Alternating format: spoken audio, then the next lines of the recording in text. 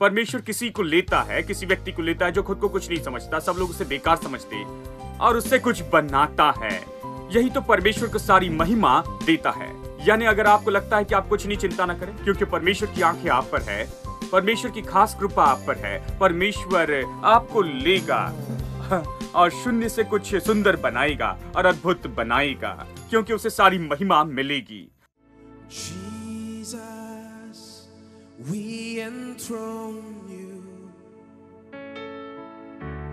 We proclaim you are King. Standing here in the midst of us, we raise you up with our praise. And as we worship, build your throne. And as we worship, build your throne. And as we worship, build your throne. Come, Lord Jesus, and take your place.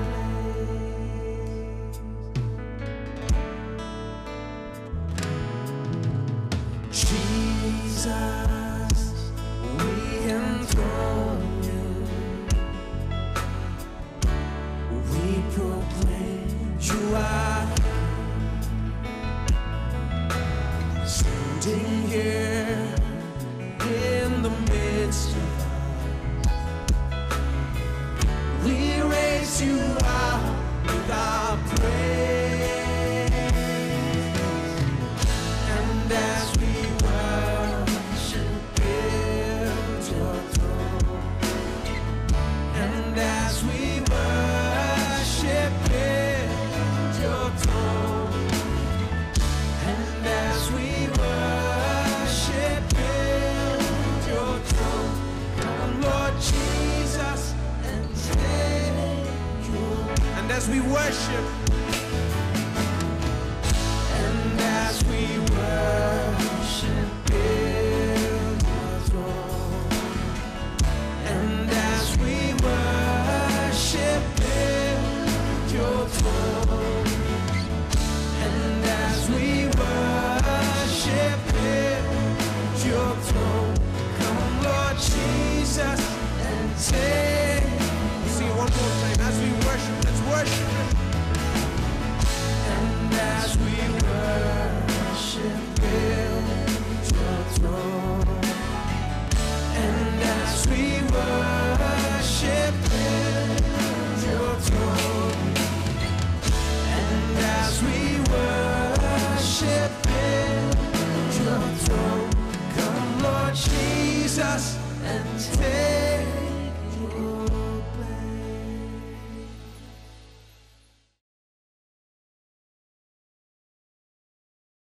चलिए मैं पढ़ता हूँ पहला यूहन्ना अध्याय 5 और पहले 5 वचन पढ़ते हैं, जिसका ये विश्वास है कि यीशु ही मसीह है और वो परमेश्वर से उत्पन्न हुआ है, और जो कोई उत्पन्न करने वाले से प्रेम रखता है वो उससे भी प्रेम रखता है जो उससे उत्पन्न हुआ है। इसी से हम जानते हैं कि हम परमेश्वर और उसकी संतानों से प्रेम रखते हैं और उसकी आज्ञाओं को मानते हैं, क्योंकि परमेश्वर से प्रेम करना यह है कि हम उसकी आज्ञाओं को माने, और उसकी आज्ञाएं कठिन नहीं, क्योंकि जो कुछ परमेश्वर से उत्पन्न हुआ है वो संसार पर जय प्राप्त करता। वो विजय जिससे संसार पर जय प्राप्त होती है हमारा विश्वास है। संसार पर जय पाने वाला कौन है? केवल वो जिसका यह विश्वास है कि यीशु परमेश्वर का पुत्र है। ये कहता है जो भी परमेश्वर से जन्मा है, जो परमेश्वर से जन्मा है वो संसार पर जय पाता है। उसमें परमेश्वर का स्वभाव होता है। परमेश्वर महान विजयी है, वो कोई युद्ध नहीं हारता, वो जयवंत है। और यदि आप परमेश्वर से जन्मे हैं, जो भी परमेश्वर से जन्मा है वो संसार पर जय पाता। और फिर ये कहता है कि वो क्या है जिसके कारण हम सच में जय पाते हैं, और ये कहता है कि वो विजय जिससे संसार पर जय प्राप्त होती है हमारा विश्वास है। सब लोग कहे हमारा विश्वास। आपका विश्वास ही वो है जो संसार पर जय पाता है।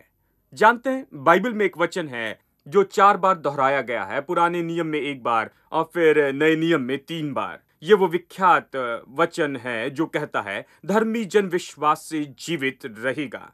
आप इसे पाएंगे रोमियो, गलातियों और इब्रानियों के पत्री में यानी नए नियम में, और फिर हबक्कुक में पाएंगे पुराने नियम में।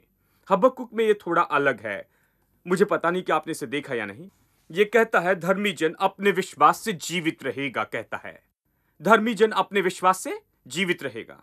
दूसरों का भी यही अर्थ है, लेकिन उन्होंने ये कहा नहीं। लेकिन हबक्कुक बहुत स्पष्ट है। ये कहता है धर्मी जन अपने विश्वास से जीवित रहेगा, यानी आप अपने विश्वास से जीवित रहेंगे। एक विश्वासी को इसी तरह से जीना चाहिए, कुछ भी हो। खैर, गौर करने वाली बात है, यह हमारा विश्वास है जो संसार पर जय पाता है। आप परमेश्वर से जन्मे हैं, यह आपको स्वभाव देता है कि आप संसार पर जय पाए। लेकिन यह हमारा विश्वास है जो संसार पर जय पाता है। परमेश्वर ने हर मनुष्य को विश्वास का नाप दिया है। परमेश्वर ने मनुष्य को यह नाप कब दिया है? हर मनुष्य विश्वास को दर्शाता है। परमेश्वर ने विश्वास का नाप कब दिया हर एक विश्वासी को? इफिसियों अध्याय 2 कहता है विश्वास के द्वारा अनुग्रह से ही तुम्हारा उद्धार हुआ, और ये तुम्हारी ओर से नहीं लेकिन परमेश्वर से है। परमेश्वर का वरदान है। कहता यानी आपने अनुग्रह से उद्धार पाया, लेकिन विश्वास के द्वारा। विश्वास के बिना आप वो नहीं ले सकते जो अनुग्रह ने दिया है। मैंने आपको बताया था कि ये आपकी ओर से नहीं। आपकी ओर से क्या नहीं है? अनुग्रह नहीं। सब लोग समझते हैं कि अनुग्रह हमारी ओर से नहीं है। ये कहना नया नहीं कि अनुग्रह हमारी ओर से नहीं, ये परमेश्वर का वरदान है। यानी ये विश्वास के बारे में कहता है। इफिसियों 2:8 में ये विश्वास के बारे में कहता है। ये कहता है ये तुम्हारी ओर से नहीं, यानी आपका विश्वास जो आपको दिया गया है कि आप वो पाए जो परमेश्वर ने उद्धार में दिया है। यह आपकी ओर से नहीं। ये आपने विश्वास खुद नहीं पाया है। ये स्वाभाविक गुण नहीं जो आप में पहले से बसा हुआ था। आपने इसे नहीं निकाला अपने मन से, अपने अस्तित्व में से कहीं से। ये तो कुछ है जो परमेश्वर से आया है। ये परमेश्वर का वरदान है जो आपको दिया गया है, क्योंकि परमेश्वर ने आपको विश्वास का वरदान दिया है कि आप उद्धार पा सके। कि इस विश्वास को बढ़ाना चाहिए। परमेश्वर आपको नाप देता है, शुरू का नाप। वो आपको शुरुआत देता है। वो आपको देता है बीज कहाँ जाए तो फिर आपको इसे बढ़ाते जाना है, इसे और ज्यादा बढ़ाते जाना है। और आप इसे कैसे करते हैं? चेलों ने यीशु से कहा हमारा विश्वास बढ़ा। उन्होंने देखा कि उन्हें विश्वास बढ़ाना जरूरी है कि चुनौती का सामना करें। उन्होंने देखा कि विश्वास की कमी है। यीशु ने कहा अल्प विश्वासियों, तुम कब सीखोगे? उसने कहा तुम विश्वास कब सीखोगे? और उसने उनसे पूछा, उस नाव में जो डूब रही थी वो डर गए थे। उसने कहा तुम्हारा विश्वास कहाँ है? यानी उन्हें ज्यादा विश्वास चाहिए था, और उन्हें विश्वास का नाप बढ़ने के लिए कहा। उन्होंने मांगा कि उनका विश्वास बढ़े, और उसने दिखाया कि कैसे विश्वास बढ़ाए। विश्वास कैसे बढ़ता है? रोमियो 10:17 कहता है विश्वास सुनने से आता है, और सुनना परमेश्वर के वचन से होता है। जैसे आप प्रभु का वचन लेते अपने अंदर रखते हैं, विश्वास महान होता है और बढ़ता है। और दूसरा थिस्सलुनीकियों अध्याय 1:3 मैंने आपको बताया था। ये कहता है कि आपका विश्वास बहुत बढ़ सकता है, बहुत रफ्तार से बढ़ सकता है। वो बहुत रफ्तार से बढ़ सकता है। अब ये सिद्धांत जो हम सीख रहे हैं वो ये है कि सारी स्वाभाविक चीजें इस स्वाभाविक संसार में उन पर नियंत्रण या राज्य करता है आत्मिक संसार।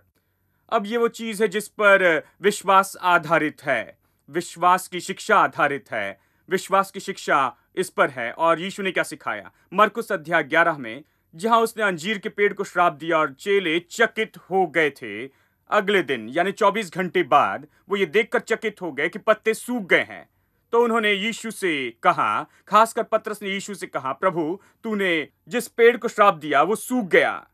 और उसके प्रत्युत्तर में यीशु ने कहा, ये मरकुस 11:22 है, उसने कहा परमेश्वर में विश्वास रखो। यहां पर मैंने आपको बताया कि परमेश्वर में विश्वास रखो सूट नहीं होता संदर्भ के अनुसार। यह कहना कि परमेश्वर में विश्वास रखो ये ज्यादा कुछ नहीं बताता। ये तो सच में ज्यादा नहीं है। मतलब जानते हैं, यदि आप संदर्भ को देखें, संदर्भ क्या है? संदर्भ तो यह है कि यीशु ने पेड़ को श्राप दिया, लेकिन चेलों ने इस पर विश्वास किया और वो उस पर चकित हो गए केवल 24 घंटे बाद, जब उन्होंने देखा कि पत्ते सूख गए। फिर उन्होंने कहा, प्रभु जिस पेड़ को श्राप दिया वो सूख गया है। यानी उसने उनसे कहा, उनके चकित होने और आश्चर्य करने के प्रत्युत्तर देते हुए उसने कहा, तुम्हारे पास जो है वो विश्वास नहीं, तुम्हारे पास सच्चा विश्वास नहीं है। वो विश्वास जिसके बारे में बाइबल कहती है। तुम्हारे पास वो विश्वास नहीं जो परमेश्वर देता है। तुम्हारे पास मेरे जैसे विश्वास होना चाहिए। यही वो कहने की कोशिश कर रहा था, इसलिए इस तरह से बदल दिया गया है। ये तो परमेश्वर में विश्वास रखो नहीं, लेकिन परमेश्वर का विश्वास रखो होगा। वो उनको देखकर कह रहा था, परमेश्वर का विश्वास रखो, यानी मेरे जैसे विश्वास रखो। उसके पास कौन सा विश्वास था? उसका विश्वास था कि जब उसने इससे कहा कि पेड़ को श्राप दे, उसने कहा कि यह पूरा हो जाए। उसने विश्वास किया कि जब भी वो कहता है वो पहले से ही हो चुका है, इसलिए उसे 24 घंटे राह देखने की जरूरत नहीं कि देखे ये हो गया है या नहीं। लेकिन चेलों को राह देखनी थी, क्योंकि उनका विश्वास तो इसके विश्वास की उत्तमता से अलग था। उसका विश्वास तो परमेश्वर का सा विश्वास था। उनका विश्वास तो ऐसा था जो हम संसार में देखते हैं, जहां हम देखकर विश्वास करना चाहते हैं। देखकर विश्वास करना तो संसार का तरीका है, लेकिन पहले विश्वास करना और फिर देखना, यह सच्चा विश्वास है, यह बाइबल का विश्वास है। चलिए मैं फिर से कहूं, देखकर विश्वास करना, यही तो संसार कहता है कि यह विश्वास है। लेकिन बाइबल का विश्वास तो विश्वास करना है और फिर देखना है कि जो विश्वास किया वो पूरा हुआ या प्रकट हुआ असली जीवन में। ठीक है, अब उसने कहा परमेश्वर का विश्वास रखो या परमेश्वर का सा विश्वास रखो। और अगला ही वचन 23, जो भी इस पहाड़ से कहे कि तू उखड़ जा और समुद्र में जा पड़ और अपने मन में संदेह न करे, लेकिन विश्वास करे कि जो वो कहता है वो पूरा होगा, तो वो जो कहता है उसके लिए पूरा हो जाएगा।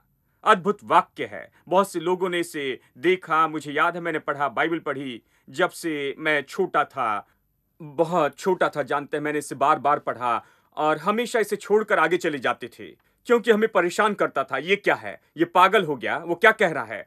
पहाड़ से कहना, और यदि तुम संदेह न करो, अपने दिल में विश्वास करो, तो जो कहो वो मिल जाएगा। वो क्या कह रहा है? पहाड़ से कहो वो हट जाएगा? ये कैसे हो सकता है? यानी हमने कभी इस वचन पर ध्यान नहीं दिया। दूसरे वचन देखे और उन्हीं बातों को हमने समझाया, उन वचन से प्रचार किया, लेकिन कभी इसे नहीं छुआ था। अब कुछ और लोग हैं जो इसमें जाते हैं और वो इसे समझाने की कोशिश करते हैं कि क्यों ये इस तरह से नहीं है, और इसलिए बाइबल पर हम विश्वास नहीं कर सकते, ये तो सही नहीं है। वो तो बहुत निष्कर्ष पर आते हैं और ये सब, मुझे लगता है कि इन बातों को अलग रख दे जानते हैं। और यदि हमें देखना है तो सही तरह से देखें। अब बहुत साल पहले जैसे मैंने कुछ शिक्षा सुनी थी इस खास भाग के बारे में, और इसमें क्या है, मैं विश्वास करता हूं कि मनुष्य के बारे में सबसे महान प्रकाशन है जिस तरह से मनुष्य बताया गया है और उसे किस तरह से संसार में काम करना चाहिए, उसे परमेश्वर के जैसे विश्वास में काम करना है। मरकुस 11:23 इस तरह से कहता है, अंजीर के पेड़ को श्राप दिया, और यीशु के वाक्य है, इसका संबंध परमेश्वर के जैसे विश्वास का उपयोग करना है। इस परमेश्वर के जैसे विश्वास का उपयोग जीवन में कैसे उपयोग करें, और इन हफ्तों में मैं यही बताना चाहता हूं, जिसे हम वचन से देखेंगे। लेकिन बात तो ये है, मैं और कुछ वचन बताकर बुनियाद फिर से बनाना चाहता हूं, क्योंकि हर चीज के लिए आपको पूछना होगा कि ये वचन में कहां पर है, क्या ये बाइबल से है। मैं केवल कह नहीं सकता, मुझे सच्चाई स्थापित करनी होगी कि ये बाइबल से है और फिर समझाना है। इसलिए मैं आपको वचन बताना चाहता हूं। देखिए 2 कुरिन्थियों अध्याय 4, और चलिए मैं पढ़ता हूं आखिरी 2 वचन 17 और 18। क्योंकि हमारा पल भर का हल्का सा क्लेश हमारे लिए बहुत ही महत्वपूर्ण और अंतिम महिमा उत्पन्न करता जाता है, और हम तो देखी हुई वस्तुओं को नहीं परंतु अनदेखी वस्तुओं को देखते रहते हैं। क्योंकि देखी हुई वस्तुएं थोड़े ही दिन की हैं, परंतु अनदेखी वस्तुएं सदा बनी रहती। हम इस वचन को बाद में फिर से विवरण से देखेंगे, लेकिन मैं चाहता हूं कि आप इस सच्चाई को देखें कि जो चीजें देखते हैं वो तो कुछ समय की हैं, और जो अदृश्य है वो अनंत काल की होती है। अब सरल सवाल है, यदि देखी जाने वाली चीजें कुछ समय की है और जो नहीं दिखती वो अनंत काल की हैं, तो इसका अर्थ है कि जो चीजें नहीं देखी जाती वो तो अदृश्य चीजों से ज्यादा मूल्यवान होती हैं। वो देखने वाली चीजों से महान हैं, केवल इसीलिए कि वो अनंत काल की है, ये कुछ समय की है और ये बदलने वाली हैं। और ये जो चीजें नहीं देखी जा सकती, हालांकि वो नहीं देखी जा सकती है, ऐसी चीजें हैं जो देखी नहीं जा सकती लेकिन अस्तित्व में हैं, और सच में वो तो महान और ज्यादा सामर्थी है, और वो नियंत्रण करती और अधिकार करती इन दृश्य चीजों पर। यानी चीजें हैं जो देखी नहीं जा सकती और अदृश्य चीजें हैं, चीजें जो देखी जा सकती है, जो स्वाभाविक संसार की है, इस संसार में जहां पर हम रहते देखते हैं। सारी स्वाभाविक चीजें ऐसी हैं जिन्हें हम देख सकते। जिन चीजों को नहीं देख सकते वो तो आत्मिक संसार की चीजें हैं, इसीलिए स्वाभाविक संसार है और आत्मिक संसार है। स्वाभाविक में हम चीजों को देख सकते हैं, आत्मिक संसार में हम चीजों को नहीं देख सकते हैं इन स्वाभाविक आंखों से। इसका यह अर्थ नहीं कि वो नहीं है या आप उसे नहीं देख सकते हैं। आप उसे देख सकते हैं विश्वास की आंखों से। आपको इसके लिए अलग आंखें रखनी होगी। ये आंखें स्वाभाविक आंखें कुछ नहीं करेगी। ये आंखें हमें इसलिए नहीं दी गई हैं कि अदृश्य चीजों को देख सके। इब्रानियों अध्याय 11 वचन 3। विश्वास ही से हम ये जानते हैं कि सारी सृष्टि की रचना परमेश्वर के वचन के द्वारा हुई, पर यह नहीं कि जो कुछ देखने में आता है वो देखी हुई वस्तुओं से बना हो या जो देखी जाती हैं। जो चीजें देखी जाती है वो देखी हुई चीजों से नहीं बनी है। अब यहां फिर से हम इसी तरह से शिक्षा का सामना करते हैं। वो चीजें जो देखी जाती हैं और जो चीजें नहीं देखी जाती है। ठीक है, अब मैं चाहता हूं कि आप यहां पर कुछ ध्यान दें। विश्वासी से हम जानते हैं कि सारी सृष्टि की रचना परमेश्वर के वचन के द्वारा हुई, पर यह नहीं कि जो कुछ देखने में आता है वो देखी हुई वस्तुओं से बना हो। अब यहां ध्यान दी, ये पहली बात तो कहता है कि संसार तो परमेश्वर के वचन से बना है। ये बता रहा है कि संसार कैसे बना। ये उन चीजों से नहीं बना जो देख सकती हैं या दृश्य चीजें हैं। संसार तो दृश्य चीजों से नहीं बना है। जो चीजें नहीं देखी जाती है उसी से संसार बनाया गया है। परमेश्वर ने संसार को अदृश्य चीजों से बनाया, दृश्य चीजों से नहीं। और फिर जब ये कहता है संसार को कैसे बनाया, ये परमेश्वर के वचन के द्वारा कहता है। ये तो परमेश्वर के वचन के द्वारा सब कुछ बनाया, यानी जोड़ता है परमेश्वर के वचन को अदृश्य चीजों के साथ। हेलो, मैं चाहता हूं कि आप इसे समझ ले। ये परमेश्वर के वचन को लेकर उसे अदृश्य चीजों के साथ जोड़ता है। शायद आप कहे ठीक है, यदि ये अदृश्य चीजों के साथ जुड़ा है, इसका अर्थ है कि यह आत्मिक चीजों के साथ जुड़ा है। परमेश्वर का वचन तो आत्मिक चीजों के वर्ग का है, स्वाभाविक चीजों का नहीं। शायद आप कहे भाई, परमेश्वर का वचन आपके मुंह से आ रहा है, हमारे मुंह से बाहर आता है। हम कहते हैं यहां इस संसार में। आप कैसे कह सकते हैं कि यह आत्मिक चीजों के साथ जुड़ा होता है? आप कैसे कह सकते हैं कि परमेश्वर का वचन आत्मिक चीज है? मैं कहता हूं क्योंकि वचन तो कोई भी स्वाभाविक चीज से पहले था। आदि में वचन था। आमीन। कुछ भी होने से पहले वचन वहां था, और वचन वो चीज है जिसके द्वारा परमेश्वर ने संसार को बनाया। यानी स्वाभाविक क्षेत्र में कुछ भी आने से पहले वचन वहां था, वचन वहां पहले से था, और वचन का उपयोग किया गया कि संसार को बनाया जाए, और इस तरह से परमेश्वर ने संसार बनाया। इसलिए मैं आपसे कहता हूं कि परमेश्वर का वचन तो स्वाभाविक क्षेत्र का नहीं है, यह तो आत्मिक क्षेत्र का है, आत्मिक संसार का। इसलिए मैं आपसे कहता हूं कि परमेश्वर का वचन का सारी स्वाभाविक चीजों के ऊपर में सामर्थ है, क्योंकि यह आत्मिक क्षेत्र का है। पहला कुरिन्थियों अध्याय 1 वचन 26 से 28। पौलुस परमेश्वर कैसे काम करता है वो बताता है। अपने बुलाए जाने को तो सोचो कि न शरीर के अनुसार बहुत ज्ञानवान और न बहुत सामर्थी और न बहुत कुलीन बुलाए गए। वो कह रहा है कि देखो परमेश्वर कैसे काम करता है। बहुत सामर्थी नहीं, बहुत कुलीन नहीं, सामान्य मनुष्य जो ज्ञानवान नहीं है वो बुलाए गए हैं। वो कहता है सामान्य रूप में जो लोग कुछ करते हैं उन्हें हम बुद्धिमान कहते हैं, सामर्थी, अच्छे लोग कहते हैं। लेकिन वो कहता है परमेश्वर इस तरह काम करता है। वो कहता है अपनी बुलाहट देखो। वो कहता है तुम बहुत सामर्थी नहीं, तुम बहुत कुलीन नहीं, बहुत ज्ञानवान नहीं, क्योंकि परमेश्वर ऐसे ही बुलाता है। वो साधारण को लेकर उससे असाधारण बनाता है। परंतु परमेश्वर ने जगत के मूर्खों को चुन लिया कि ज्ञानवानों को लज्जित करे, और परमेश्वर ने जगत के निर्बलों को चुन लिया कि बलवानों को लज्जित करे। अब परमेश्वर ऐसा क्यों करता है? परमेश्वर संसार के मूर्खों को क्यों चुनता है कि बुद्धिमानों को लज्जित करे? परमेश्वर संसार के कमजोरों को क्यों चुनता है कि बलवानों को लज्जित करे? मैं आपसे कहता हूं क्योंकि तब सारी महिमा परमेश्वर को मिलेगी।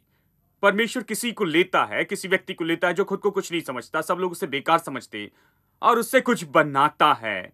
यही तो परमेश्वर को सारी महिमा देता है। यानी अगर आपको लगता है कि आप कुछ नहीं, चिंता ना करें, क्योंकि परमेश्वर की आंखें आप पर है, परमेश्वर की खास कृपा आप पर है। परमेश्वर आपको लेगा और शून्य से कुछ सुंदर बनाएगा और अद्भुत बनाएगा, क्योंकि उसे सारी महिमा मिलेगी और आदर और स्तुति मिलेगी। इसलिए आप जितने नीचे हैं उतना ही अच्छा है कि परमेश्वर आपको ले और आपसे कुछ अद्भुत और सुंदर बनाए। इसलिए चिंता ना करें कि आपकी परिस्थिति कितनी बुरी है या आप कितने नीचे हैं और आप कितनी गई बीती केस हैं, ये सब, क्योंकि परमेश्वर ऐसे लोगों को लेता है और वो उनमें से कुछ सुंदर बनाता है। ये मेरा अनुभव है, यही मैंने देखा है। मैंने बहुत सी बायोग्राफी पढ़ी है, बहुत से जनों को जानता हूं और उनका इतिहास जानता हूं, और ये सब लोग मरने के लिए छोड़ दिए गए थे। वो बीमार थे, उन्हें गंभीर समस्या थी, वो गरीब थे, कुछ नहीं था ये सब, लेकिन परमेश्वर ने उन्हें लिया, उन्हें उठाया और उन्हें कुछ अद्भुत बनाया प्रभु की महिमा के लिए। प्रभु ऐसे ही काम करता है। वो सामान्य रूप में कहता है कि परमेश्वर ऐसे ही काम करता है, फिर आगे और कुछ गहरा कहता है। वो कहता है परमेश्वर ने जगत के नीचों और तुच्छों को चुना, वरन जो है जो नहीं है उनको भी चुन लिया है कि उन्हें जो हैं व्यर्थ ठहराए। मैं चाहता हूं आप इस आखिरी भाग पर गौर कीजिए। ये सब कहने के बाद कि कैसे उसने चुना कि सामर्थी और अच्छे सभी लोगों से उत्तम हो और ये सब, फिर वो संसार के व्यर्थ लोगों के बारे में कहता है और फिर वो कहता है कि जो चीजें नहीं हैं, वो चीजें नहीं हैं जो अदृश्य चीजों के बारे में बताता है। जो चीजें कुछ नहीं हैं, चीजें जो इस संसार में कुछ नहीं हैं, चीजें जो इस संसार में कुछ नहीं मानी जाती हैं, जो चीजें नहीं हैं वो जो चीजें हैं उन्हें शून्य करने के लिए हैं। जो चीजें हैं वो दृश्य चीजों के बारे में कहता है और जो चीजें नहीं है वो अदृश्य चीजों के बारे में कहता है। दूसरे शब्दों में हम इस तरह से पढ़ते हैं, परमेश्वर ने अदृश्य चीजों को चुना कि जो दृश्य चीजें उन्हें शून्य कर दे। परमेश्वर अदृश्य चीजों को लेता है कि शून्य कर दे, कि बेकार कर दे जो चीजें दृश्य हैं। दूसरे शब्दों में यह वचन भी सच्चाई को बताता है कि आत्मिक चीजों का स्वाभाविक चीजों पर अधिकार होता है। परमेश्वर इन चीजों को चुनता है जो अदृश्य है, कि जो चीजें हैं उन्हें शून्य कर दे। यीशु ने अंजीर के पेड़ को कैसे श्राप दिया? उसने किसी तरह से दवाई लाकर उस पर नहीं फेंका कि खुश हो जाए, नहीं, उसने अदृश्य संसार से किसी चीज का उपयोग किया, परमेश्वर का वचन जो बाहर आए। किसी ने नहीं सोचा था कि शब्द पेड़ को श्राप देंगे, शब्द पेड़ को खत्म कर देगा, शब्द पत्तों को झड़ा देगा, शब्द इस पेड़ को अब से आगे फल लाने से रोकेगा। किसी ने नहीं सोचा कि यह शब्द करेगा। इसे तो कुछ भी नहीं समझा जाता है। जो चीजें नहीं है, लोग सोचते हैं कि ये कुछ नहीं है, शब्द क्या करने वाले हैं। हां, यही तो सामर्थी है। परमेश्वर ने इसी से शून्य करने का विचार किया। उसने उस पेड़ को खत्म कर दिया, उस अदृश्य संसार की चीजों से, परमेश्वर के वचन से। अब परमेश्वर इसी तरह से काम करता है। मेरे साथ निकाले उत्पत्ति अध्याय 1। परमेश्वर ने आदि में ऐसे ही तो किया। उत्पत्ति अध्याय 1 वचन 3, परमेश्वर ने कहा उजियाला हो, तो उजियाला हो गया। वचन 6, वचन 9, वचन 11, वचन 14, वचन 20 और वचन 24। यदि आप इसे पढ़े, यह कहता है कि कैसे परमेश्वर ने सब कुछ बनाया अपने शब्दों से। यह तो सृष्टि के बारे में कह रहा है, या यह बता रहा है कि प्रभु ने सब कैसे क्रम में लाया है जो पहले से वहां था। सृष्टि या फिर से सब कुछ सही करना, सृष्टि और फिर से सही करना तो हुआ है केवल शब्दों से, किसी और सामर्थ से नहीं, वचन की सामर्थ से ही परमेश्वर ने यह किया। हाँ, अब इसे देखने के लिए कारण तो यही है। यह शुरू होता है, परमेश्वर कहता है उजियाला हो, ठीक है, उसके बाद वो सब कुछ कहता है और उसके बाद जो भी कहा वो पूरा होता है। अब वो आगे और आगे कहता है, वो पौधे बनाता है, सूरज, चांद और तारे, आकाश के पक्षी और समुद्र की मछलियां और जमीन के जानवर और ये सब। और फिर वचन 26 में फिर परमेश्वर ने कहा मनुष्य को अपने स्वरूप के अनुसार अपनी समानता में बनाएं और वो सब पर अधिकार रखे। अब हमने इसे बहुत तरीके से बहुत बार देखा है, लेकिन चलिए इसे फिर से देखते हैं। परमेश्वर ने कहा ज्योति हो और ज्योति हो गई। उसने कहा ये हो जाए, वो हो गया। परमेश्वर ने जो भी कहा वो हो गया। और वो सब कुछ कहने के बाद उसके संबंध में वह आगे ये कहता है, आओ हम मनुष्य को अपने स्वरूप और अपने समानता के अनुसार बनाएं। क्यों? क्योंकि वो चाहता था कि मनुष्य वही करे जो वो कर रहा था, सब कुछ बनाना और क्रम में लाना, बिल्कुल उसी के जैसे। इसलिए इस वचन में आगे देखते हैं जहां ये बताया कि परमेश्वर ने कहा और वो हो गया। यहां बताया गया कि परमेश्वर ने कहा हम मनुष्य को अपने स्वरूप और समानता में बनाएं और वो अधिकार रखे। Thanks be to God who always causes us triumph in His name. Thanks be to God who always causes us to win. Yeah. Thanks be to God who always causes us triumph in His name. Thanks be to God. Thanks be to God. We have overcome. Hallelujah. Hallelujah. We have overcome by the power of your name. Jesus, you're the one. Hallelujah. Hallelujah. One who made a way for us. Triumph in His name.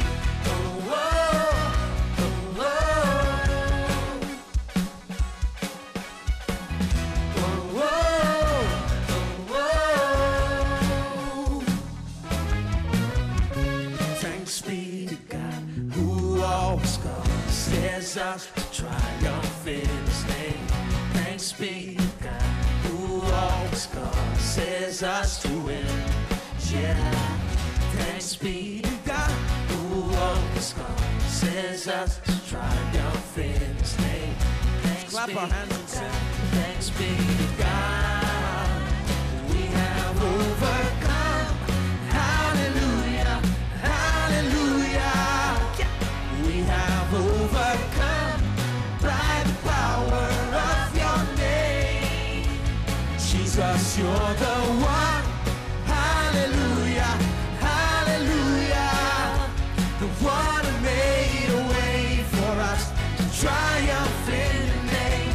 Oh, oh, oh,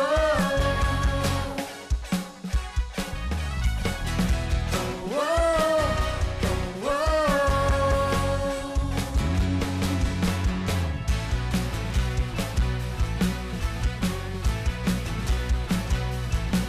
We got the victory.